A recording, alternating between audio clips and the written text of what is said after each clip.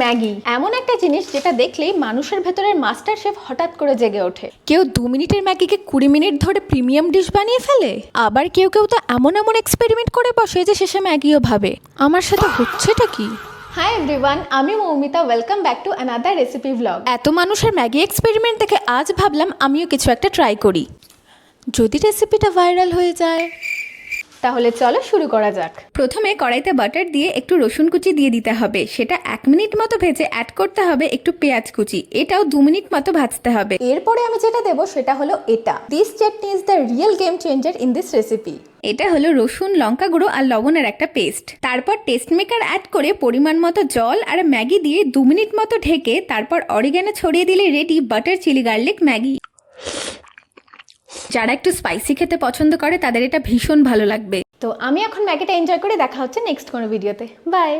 আর হ্যাঁ, ট্রাই করতে ভুলো না যেন।